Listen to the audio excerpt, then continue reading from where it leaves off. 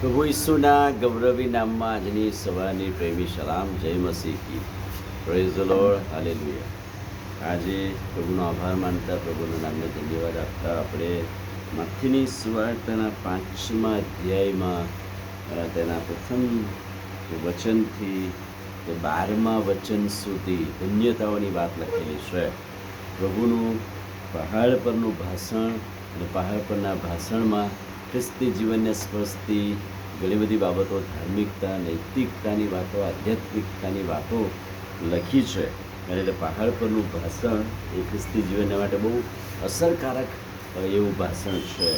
માથીની સુવાર્તા 5મો અધ્યાય. ત્યારે ઘણા લોકોને જોઈને તે પહાડ પર ચડી ગયો અને તેને બેઠા પછી તેના શિષ્યો તેની પાસે આવીને તેણે પોતાનું મોં ઉગાડીને ઉપદેશ કર્યો. એટલે પહાડ પરનું ભાષણ એને કહેવામાં આવે છે. અને એટલે માથીની સુવાર્તા 5, 6 અને 7મા અધ્યાયની અંદર પહાડ પરનું ભાષણ એવું નામ, એવું ટાઇટલ આપવામાં આવે છે. એટલે મહાત્મા ગાંધીજીએ પણ એવું કહ્યું હતું કે આ પહાડ પરના ભાષણમાં ખ્રિસ્તી શિક્ષણનો, ખ્રિસ્તી જીવનનો સાર સમાયેલો છે.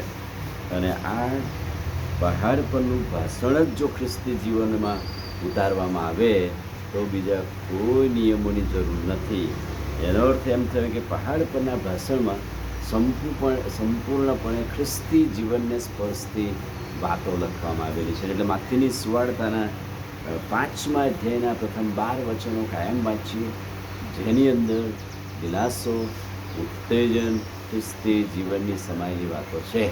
અને એ આપણને આ પહાડ પરના ભાષણમાંથી જોવા મળે છે. અને આપણે અનુક્રમે જોઈશું કે કઈ કઈ બાબતો આપણને સ્પર્શે છે.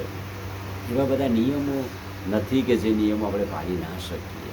અને એવા સિમ્પલ, સરળ નિયમો એ કે છે કે આ પહાડ પરના ભાષણમાં લખી છે. પ્રોફેસર વિલિયમ મેન્શન લખે છે કે આ નૈતિક ફરજો જીવનમાં ઉતારવી અઘરી લાગે છે.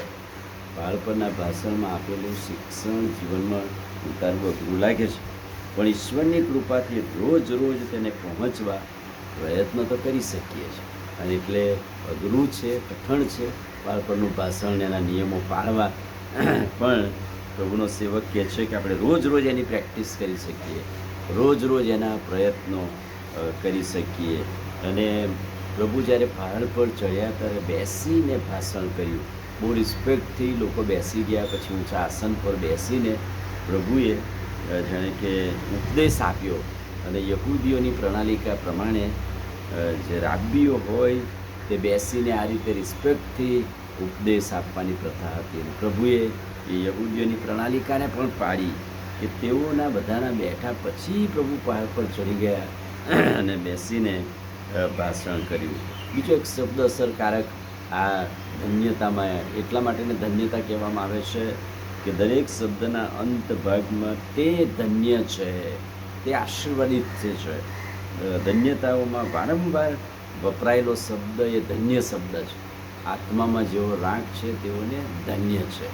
એટલે કે દરેક શબ્દની પાછળ ધન્ય શબ્દ લખીને જાણે કે સુખી માણસની નિશાની બતાવવામાં આવી છે. સુખી માણસ એ છે કે જે આ વચનો પાળે છે અને ધન્ય બની જાય છે. અને એટલે ઘણા બધા લોકો નિરાશા, હતાશામાં હોય છે.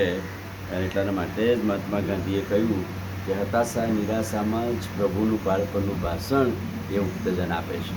અને કોઈકે બહુ સરસ કહ્યું છે કે એ જ પહાડ પરના ભાષણનું શિક્ષણ કેટલા બધા લોકો, ધર્મસેવકો કે અન્ય લોકો પણ જીવનમાં ઉતારીને એમાંથી ઉપદેશો, ચોક્કસ એના શબ્દો ચેન્જ કરે, પણ આ પહાડ પરનું ભાષણ અસંખ્ય લોકો માટે આશીર્વાદનું કારણ બન્યું છે. એટલે પહાડ પરનું ભાષણ એ આપણા માટે બહુ જ ઉત્તેજનદાયક છે.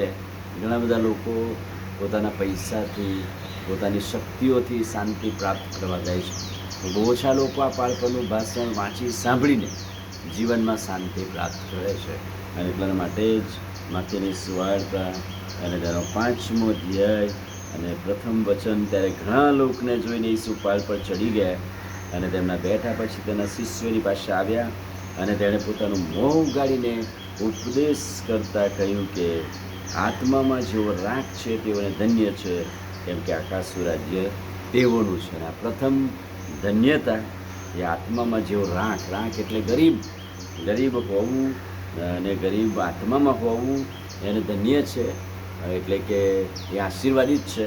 અને એના માટે ફળ પણ લખેલું છે કે તે ભલે ગરીબ છે પણ આકાશના રાજ્યના તે વારસો પામશે. અનુક્રમે આપણે એક કલમ પર એક વચનો જોઈશું અને આ ધન્યતાઓ દ્વારા પ્રભુ આપણા જીવનને ધન્ય બનાવે. આમીન પ્રાર્થના કરે. વાલા પ્રભુ, આજે સવારે ખાતરીદાયક અદ્ભુત વચનને માટે આભાર.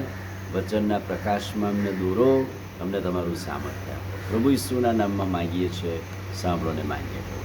આમીન. God bless.